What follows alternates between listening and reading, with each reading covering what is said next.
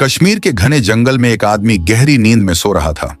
सुलेमान शाह, जिसे दुनिया हाफिज मूसा के नाम से जानती थी। और तभी एक गोली चलने की आवाज आती है और हाफिज मूसा वहीं ढेर हो जाता है। इस गोली को चलाने वाला कोई आम आदमी नहीं था। ये थे भारतीय सेना के पैरा SF के जबरदस्त कमांडो मेजर विक्रम सिंह। लेकिन कहानी यहीं खत्म नहीं होती, क्योंकि हाफिज मूसा कोई मामूली आदमी नहीं था। वो पाकिस्तान आर्मी के एलीट SSG ग्रुप का एक हाईली ट्रेंड ऑफिसर था। अब सवाल यह है, पाकिस्तान का एक SSG ऑफिसर कश्मीर के घने जंगल में क्या कर रहा था और भारतीय पैरा कमांडोज ने उस पर गोली क्यों चलाई? इस राज से पर्दा उठाता है ऑपरेशन महादेव। अगर आपको सच जानना हो तो पूरी वीडियो जरूर देखिए और बने रहिए हमारे साथ।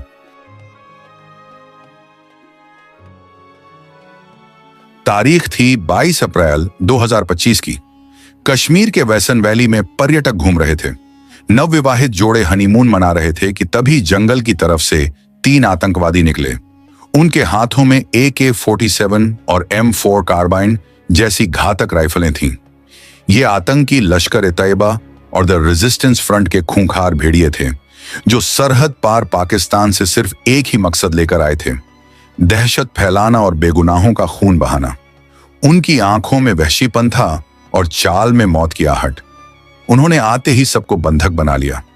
उसके बाद शुरू हुआ वह घिनौना खेल जिसने सबके दिल दहला दिए। उन्होंने एक एक करके सबसे उसका धर्म पूछा और जो हिंदू पाए गए उन्हें गोली मार दी गई। कुछ लोगों ने बचने के लिए झूठ बोलने की कोशिश की, लेकिन उन दरिंदों ने उन्हें कलमा पढ़ने को कहा। उन्होंने लोगों के हाथों पर बंधी कलाई और माथे पर लगा टीका देखकर शूट कर दिया। यहां तक कि कुछ लोगों के पैंट उतरवा कर जांच की और जो हिंदू पाए गए उन्हें गोली मार दी गई। अपना मकसद पूरा करने के बाद वे आतंकवादी उसी रास्ते से जंगल में वापस चले गए। जब सिक्योरिटी फोर्सेस वहां पहुंची तो मंजर दिल दहला देने वाला था। हर तरफ खून बिखरा था, लोगों का सामान इधर उधर पड़ा था और हवा में एक भारी सन्नाटा था जो चीखों के बाद आता है। इंडियन आर्मी और जम्मू कश्मीर पुलिस ने तुरंत पूरे इलाके की घेराबंदी कर दी। कॉर्डन एंड सर्च ऑपरेशन शुरू किया गया, लेकिन घना जंगल और मुश्किल रास्तों का फायदा उठाकर आतंकी वहां से निकलने में कामयाब हो चुके थे। दिल्ली में भी हलचल तेज हो गई। साउथ ब्लॉक में हाई लेवल मीटिंग्स का दौर शुरू हो गया। प्रधानमंत्री और गृह मंत्री ने साफ कर दिया था कि इस बार सिर्फ निंदा नहीं होगी, बल्कि कार्रवाई होगी, और वह भी ऐसी कार्रवाई जो दुश्मन की नस्लें याद रखेंगी। इंटेलिजेंस एजेंसियों को काम पर लगा दिया गया। रॉ और IB के अफसर 24 घंटे काम करने लगे ताकि यह पता लगाया जा सके कि इस हमले के पीछे किसका हाथ है और वे चूहे कहां छिपे हैं। शुरुआती जांच में ही साफ हो गया कि इस हमले का मास्टरमाइंड कोई और नहीं, बल्कि लश्कर-ए-तैयबा का कमांडर सुलेमान शाह उर्फ हाशिम मूसा था। हाशिम मूसा कोई साधारण आतंकवादी नहीं था। इंटेलिजेंस रिपोर्ट्स के मुताबिक वह पाकिस्तान आर्मी की एलीट SSG यानी स्पेशल सर्विस ग्रुप का पूर्व कमांडो था। उसे जंगल वॉरफेयर की खास ट्रेनिंग मिली हुई थी। वह जानता था कि जंगल में कैसे छिपना है, सुराग कैसे मिटाने हैं और सेना को कैसे चकमा देना है। लेकिन वह एक बात भूल गया था। वह भूल गया कि उसका सामना इंडियन आर्मी से है, जिसके शब्दकोश में नामुमकिन जैसा कोई शब्द नहीं है। 7 मई 2025 हमले के ठीक 15 दिन बाद भारत ने अपना पहला जवाब दिया। इस मिशन का नाम था ऑपरेशन सिंदूर। यह एक हवाई हमला था। इंडियन एयर फोर्स के फाइटर जेट्स ने LOC के पार जाकर पाकिस्तान के कब्जे वाले कश्मीर में आतंकी लॉन्च पैड्स को निशाना बनाया। यह एयर स्ट्राइक बहुत सटीक थी। इसमें लश्कर और जैश के कई कैंप्स तबाह कर दिए गए। खबरों के मुताबिक 100 से ज्यादा आतंकी मारे गए।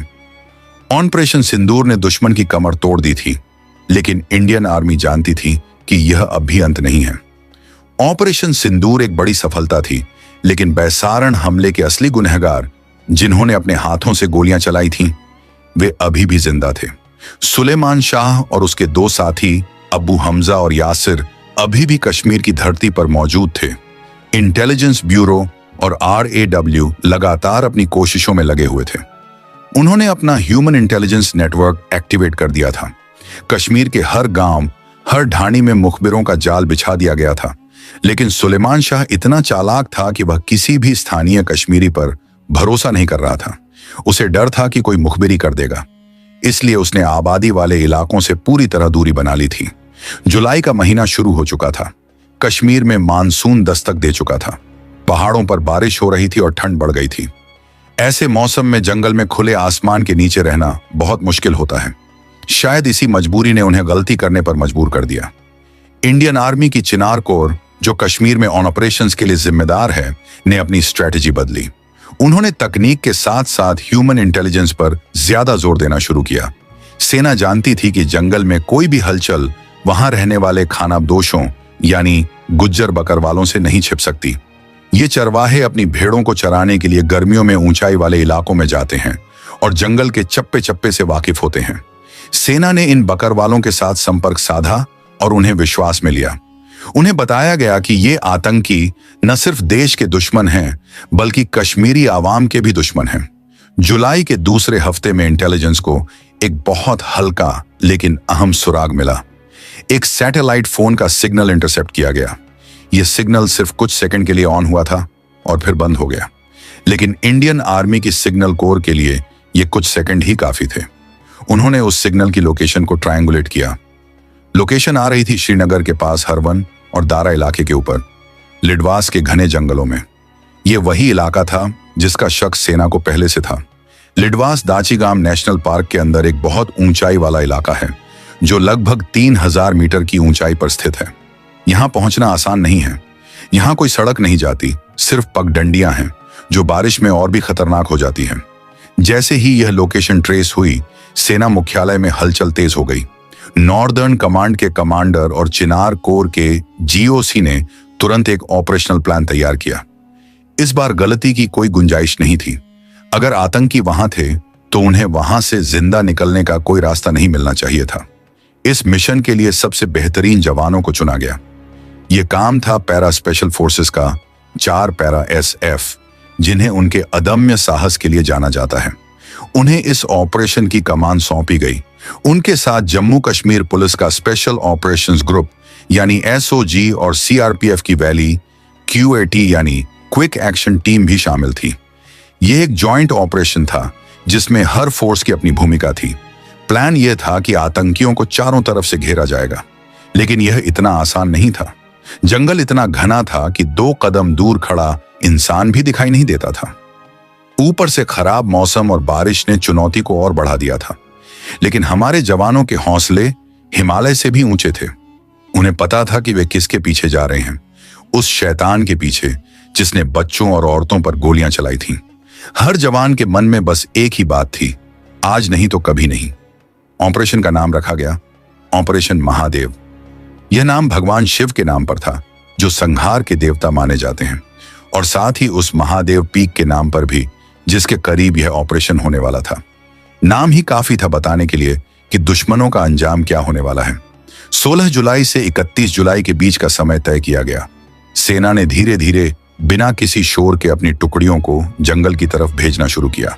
यह एक सर्च एंड डिस्ट्रॉय मिशन था। जवानों को साफ निर्देश थे, सरप्राइज एलिमेंट खत्म नहीं होना चाहिए। दुश्मन को भनक भी नहीं लगनी चाहिए कि मौत उनके दरवाजे पर दस्तक देने आ रही है। जुलाई का महीना अपने आखिरी दौर में था, लेकिन ऑपरेशन महादेव अब अपने सबसे रोमांचक मोड़ पर पहुंच चुका था। दाची गांव के जंगलों में सन्नाटा था, लेकिन यह सन्नाटा किसी तूफान के आने का संकेत था। 4 पैरा SF और SOG की टीमें जंगल के अलग अलग रास्तों से लिडवास की तरफ बढ़ रही थीं। उनके पास अत्याधुनिक उपकरण थे, night vision goggles, thermal imager और ड्रोन्स। लेकिन घने पेड़ों की वजह से ड्रोन्स का इस्तेमाल बहुत सीमित था। सबसे बड़ा हथियार उनकी अपनी आंखें और कान थे। खुफिया जानकारी पुख्ता थी। एक स्थानीय बकरवाल ने पुलिस को बताया था कि उसने जंगल के ऊपरी हिस्से में 3 अनजान लोगों को देखा है, जो फौजियों जैसी वर्दी में नहीं थे, लेकिन उनके पास बड़े हथियार थे और वे कश्मीरी नहीं लग रहे थे। यह जानकारी उस सैटेलाइट फोन इंटरसेप्ट से मेल खा रही थी। अब पहेली के टुकड़े जुड़ने लगे थे।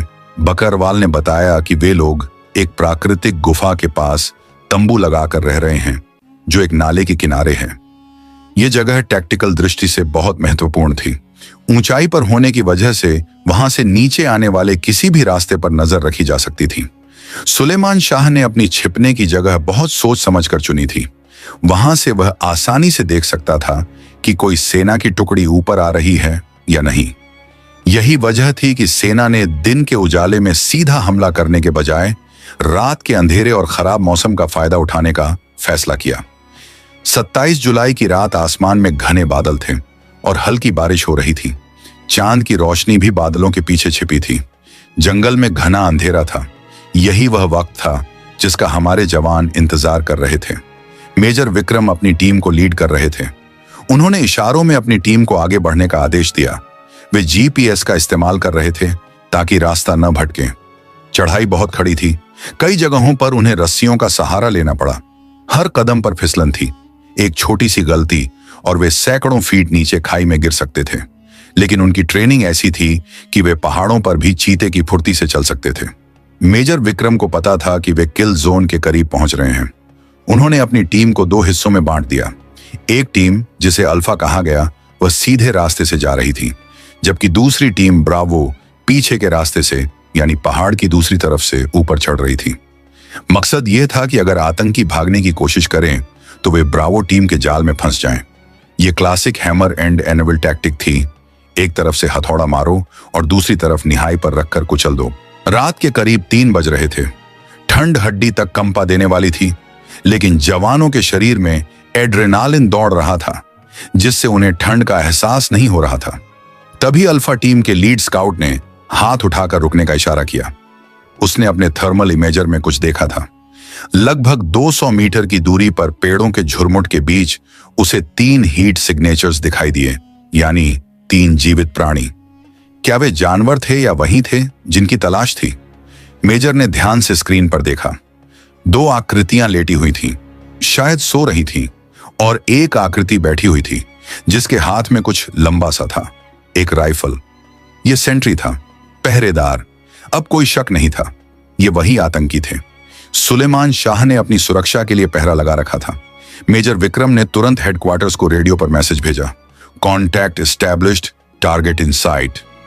हेडक्वार्टर्स से आदेश मिला, proceed with caution, take them out. अब सवाल यह था कि हमला कैसे किया जाए।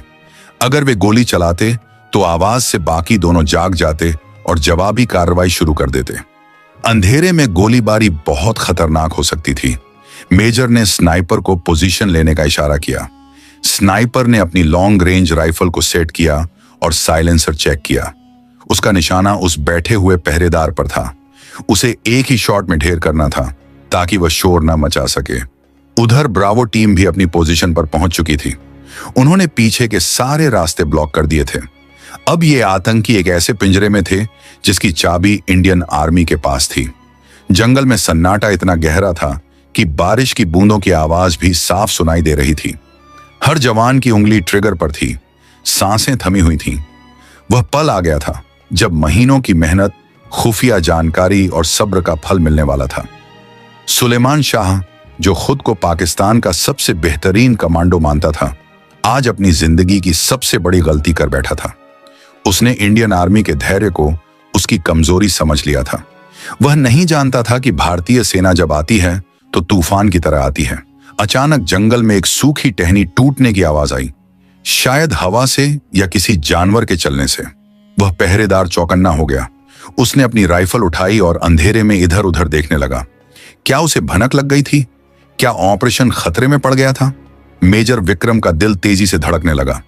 अगर उसने गोली चला दी तो सरप्राइज खत्म हो जाएगा। स्नाइपर ने अपनी सांस रोकी।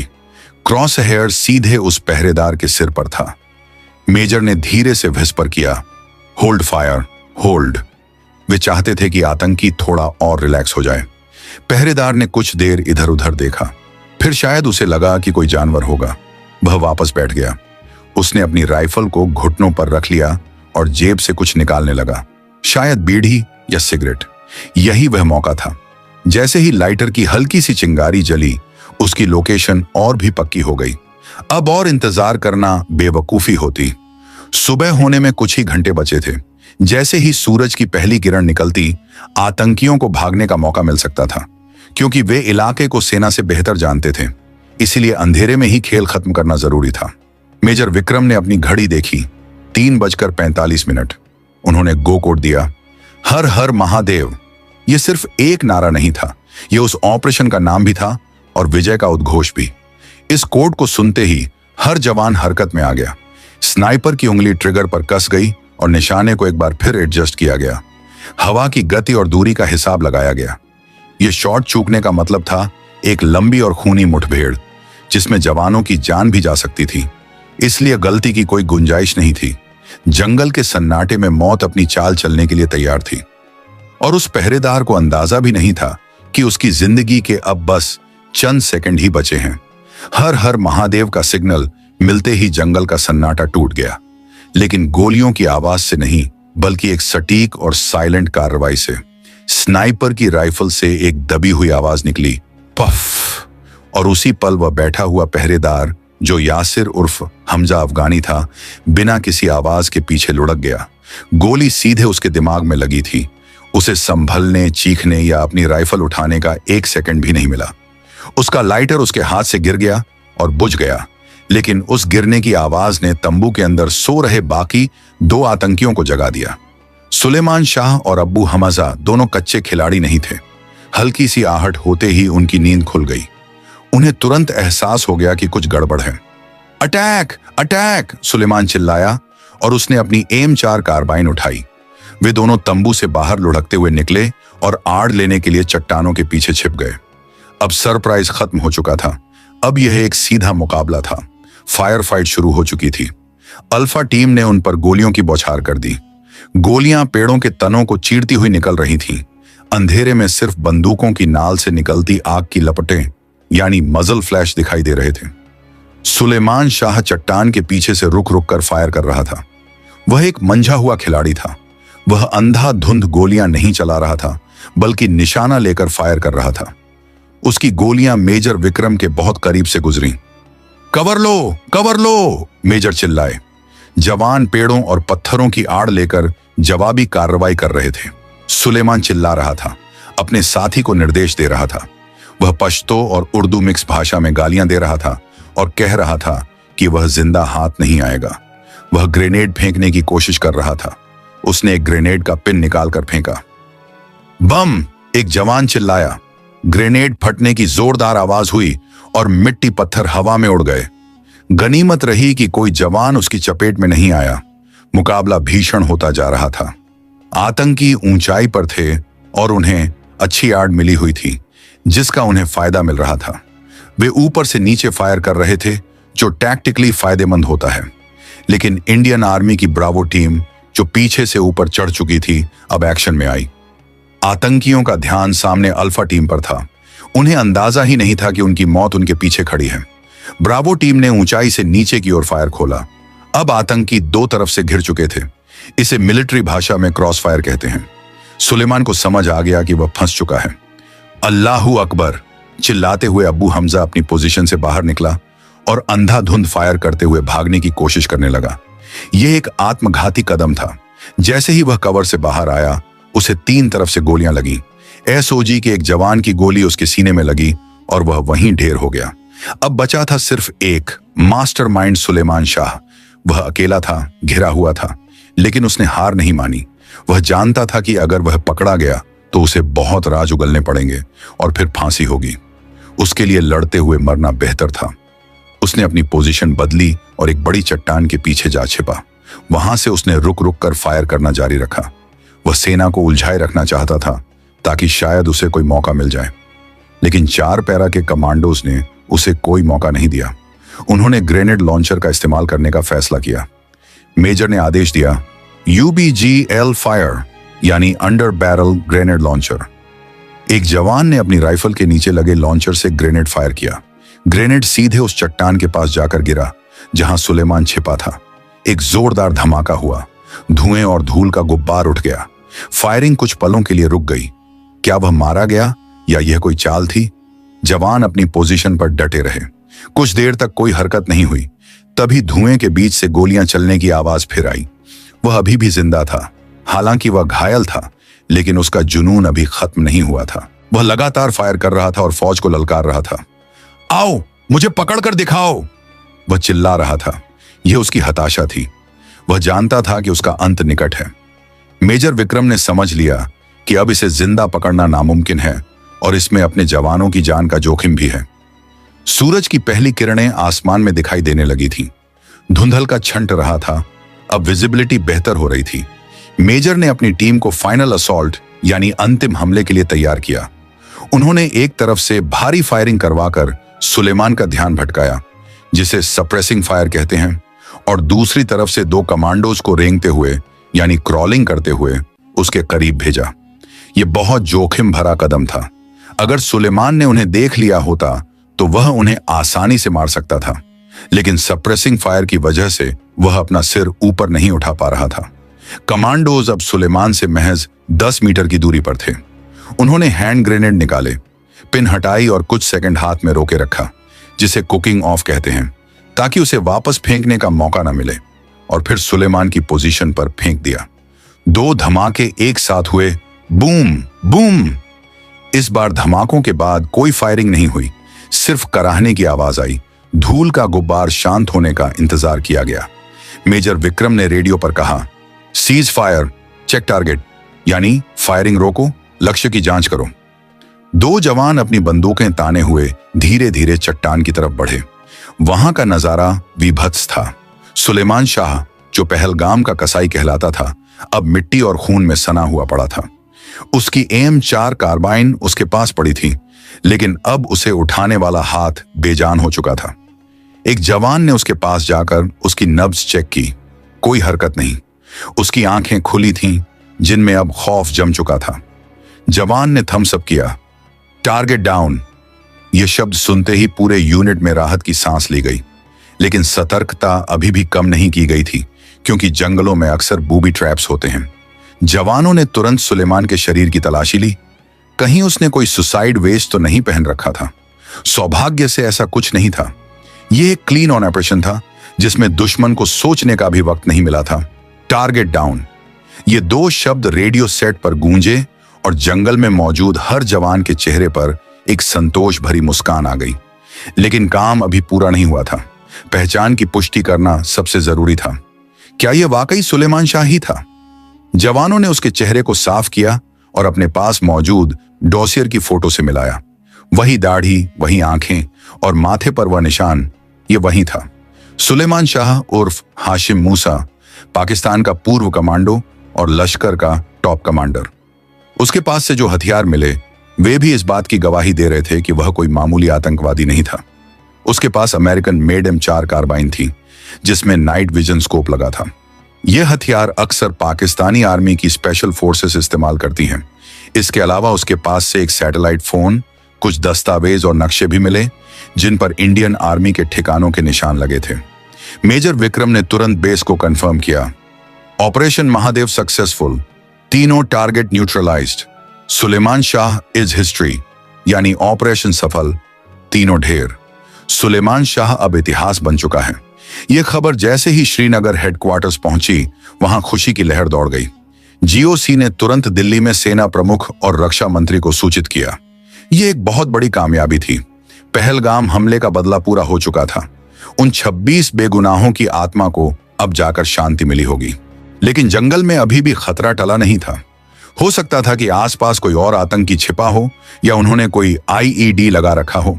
इसलिए जवानों ने पूरी सावधानी के साथ तलाशी अभियान यानी सैनिटाइजेशन चलाया। तंबू के अंदर से उन्हें भारी मात्रा में गोला बारूद, सूखा राशन और दवाइयां मिली। इससे पता चलता था कि वे यहां लंबी लड़ाई की तैयारी के साथ आए थे। सबसे चौंकाने वाली बात यह थी कि उनके पास से कुछ ऐसे इंजेक्शन भी मिले जो अक्सर घायल होने पर दर्द कम करने और जागते रहने के लिए इस्तेमाल किए जाते हैं। यह सब पाकिस्तान की स्टेट स्पॉन्सरशिप का सबूत था। शवों को रिकवर करना भी एक चुनौती थी।